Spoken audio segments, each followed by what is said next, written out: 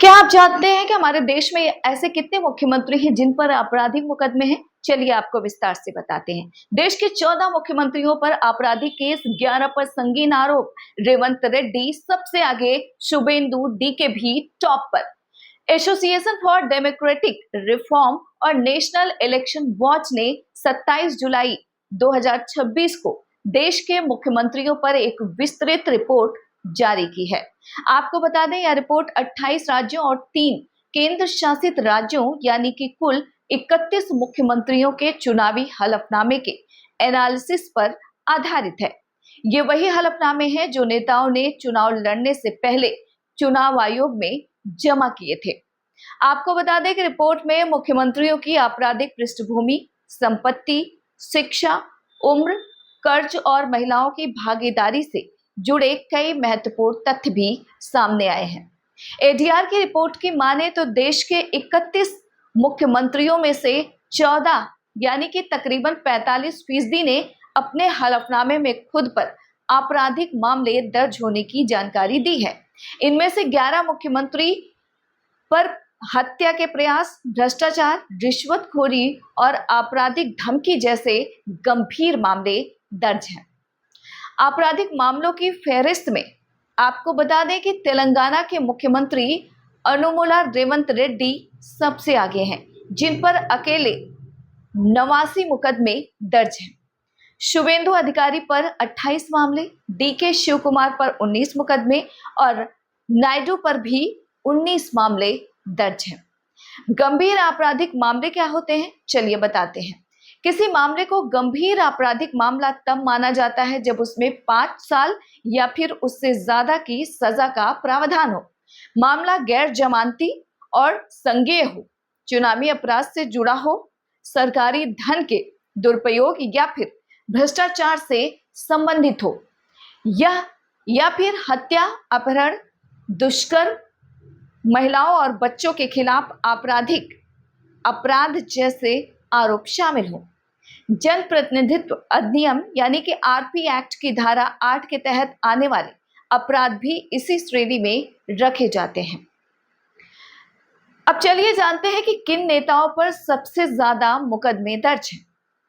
तो सबसे ज्यादा मुकदमों की अगर बात करें तो तेलंगाना के मुख्यमंत्री रेवंत रेड्डी सबसे ऊपर है। इनके खिलाफ 89 मामले दर्ज हैं। इसमें से 72 गंभीर धाराएं और 160 अन्य आईपीसी की धाराएं शामिल हैं।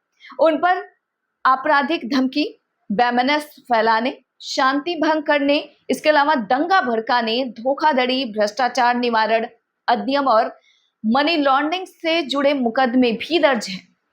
पश्चिम बंगाल के मुख्यमंत्री की बात करें यानी कि शुभेंदु अधिकारी के खिलाफ 29 मामले दर्ज हैं। इनमें हत्या के प्रयास, हत्या समेत तमाम समुदायों के बीच दुश्मनी फैलाने, आपराधिक धमकी और मानहानि से जुड़े मामले शामिल हैं। इसके अलावा चुनाव से पहले दाखिल एफिडेविट के मुताबिक उनके खिलाफ सीबीआई और ईडी की जांच भी पेंडिंग है। अब बात करते हैं आंध्र प्रदेश के मुख्यमंत्री चंद्रबाबू नायडू की, जिन पर 19 मामले दर्ज हैं। इनमें हत्या का प्रयास, गंभीर चोट पहुंचाने, आपराधिक विश्वासघात, धोखाधड़ी और भ्रष्टाचार निवारण अधिनियम के तहत मुकदमे दर्ज हैं। अब बात करते हैं कर्नाटक के मुख्यमंत्री डीके शिव कुमार की। तो डीके शिव कुमार पर भी 19 मुकदमे दर्ज हैं, जिनमें से 6 संगीन आरोप हैं। उनके खिलाफ आय से अधिक संपत्ति, मनी लॉन्ड्रिंग, जालसाजी, रिश्वतखोरी और आयकर अधिनियम से जुड़े कई मामले पेंडिंग हैं। इसके अलावा संपत्ति के मामले में कौन सबसे आगे है, चलिए अब ये आपको बताते हैं। एडीआर के मुताबिक देश के 31 मुख्यमंत्रियों की घोषित संपत्ति करीब 3660 करोड़ है। प्रति मुख्यमंत्री औसत संपत्ति की अगर बात करें तो 118 करोड़ 7 लाख है, जबकि औसत वार्षिक आय 6 करोड़ 54 लाख है। देश के 4 यानी कि 13% मुख्यमंत्री अरबपति हैं, जिसमें डीके शिव कुमार जो कर्नाटक से आते हैं सबसे ज्यादा अमीर है। उनकी संपत्ति 1413 करोड़ से भी ज्यादा है, जिसमें 272 करोड़ की चल संपत्ति और 1140 करोड़ की अचल संपत्ति शामिल है। दूसरे नंबर पर आते हैं आंध्र प्रदेश के मुख्यमंत्री एन चंद्रबाबू नायडू। तो चंद्रबाबू नायडू की संपत्ति 931 करोड़ से अधिक है। सी जोसेफ विजय जो कि तमिलनाडु के मुख्यमंत्री हैं, उनकी संपत्ति घोषित जो की गई है 648 करोड़ से ज्यादा है। अब पेमा खांडू की बात करते हैं, अरुणाचल प्रदेश के मुख्यमंत्री, संपत्ति 332 करोड़ से अधिक है। और अब बात करते हैं सबसे कम संपत्ति वाले मुख्यमंत्री की। तो सबसे कम संपत्ति वाले मुख्यमंत्री जम्मू कश्मीर के उमर अब्दुल्ला हैं। उनकी घोषित संपत्ति 55 करोड़ 24 लाख है। उनके नाम कोई अचल संपत्ति नहीं है। दूसरे स्थान पर पश्चिम बंगाल के मुख्यमंत्री शुभेंदु अधिकारी हैं, जिनकी संपत्ति 84,87,000 है। तीसरे नंबर पर आते हैं राजस्थान के मुख्यमंत्री भजनलाल शर्मा। उनकी कुल संपत्ति 1 करोड़ 46 लाख है। सबसे ज्यादा कर्ज किस पर है, चलिए अब वो आपको बताते हैं। देश के 11 मुख्यमंत्रियों पर 1 करोड़ से ज्यादा की देनदारी है, जिसमें डीके शिव कुमार पर सबसे ज्यादा 265 करोड़ से अधिक का कर्ज है। इनमें लगभग 246 करोड़ की देनदारी विवादित है।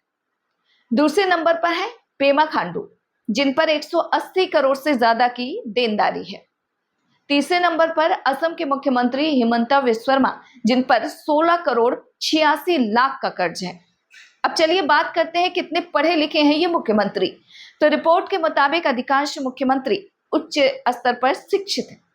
10वीं पास 2 मुख्यमंत्री, 12वीं पास 3 मुख्यमंत्री हैं, स्नातक 7 मुख्यमंत्री हैं, प्रोफेशनल ग्रेजुएट की अगर बात करें तो 6 मुख्यमंत्री हैं। इसके अलावा पोस्ट ग्रेजुएट की बात करें तो 9 मुख्यमंत्री हैं जो पोस्ट ग्रेजुएट हैं, और डायरेक्टरेट 3 मुख्यमंत्रियों को हासिल है, जबकि 1 मुख्यमंत्री डिप्लोमाधारी हैं।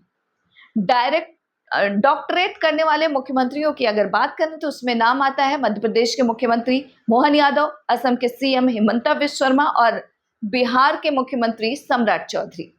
अब बात करते हैं महिला मुख्यमंत्रियों की संख्या, जो बेहद कम है। रिपोर्ट बताती है कि देश के 31 मुख्यमंत्रियों में से सिर्फ 1 महिला मुख्यमंत्री है। यह दिल्ली की मुख्यमंत्री हैं रेखा गुप्ता, यानी कि केवल 3% मुख्यमंत्री महिलाएं हैं, जबकि 30 कहा जा सकता है कि 97% उनका आंकड़ा पहुंच जाता है। उम्र का आंकड़ा क्या कहता है, 41 से 50 साल के 8 मुख्यमंत्री हैं, 51 से 60 साल के 17 मुख्यमंत्री हैं, 61 से 70 साल के 2 मुख्यमंत्री, 71 साल से 80 साल तक के 4 मुख्यमंत्री। इससे साफ है कि देश में सबसे ज्यादा मुख्यमंत्री 51 से 60 साल आयु के वर्ग के लोग हैं। अब चलिए बताते हैं कि रिपोर्ट क्या संकेत देती है। तो दरअसल एडीआर और नेशनल इलेक्शन वॉच की यह रिपोर्ट बताती है कि देश के कई मुख्यमंत्रियों पर गंभीर आपराधिक मामले दर्ज हैं और बड़ी संख्या में मुख्यमंत्री बेहद संपन्न भी हैं। दूसरी ओर महिलाओं की भागीदारी अभी भी बहुत सीमित है। शिक्षा के मामले में अधिकांश मुख्यमंत्री उच्च शिक्षित हैं, लेकिन सियासत, राजनीति में आपराधिक मामलों और धनबल की मौजूदगी लोकतंत्र के सामने एक बड़ी चुनौती बनी हुई है। यही वजह है कि यह रिपोर्ट भारतीय सियासत, भारतीय राजनीति की वर्तमान तस्वीर को आंकड़ों के साथ पेश करती है। तो आपने जाना कि कितने मुख्यमंत्रियों पर किस तरीके के मुकदमे हैं और हमारे देश के वो कौन से मुख्यमंत्री हैं जो सबसे ज्यादा अमीर हैं। अब आपसे एक अपील है, अगर आपको हमारी रिपोर्ट पसंद आई हो तो चैनल को सपोर्ट करने के लिए इसे लाइक, सब्सक्राइब जरूर करें।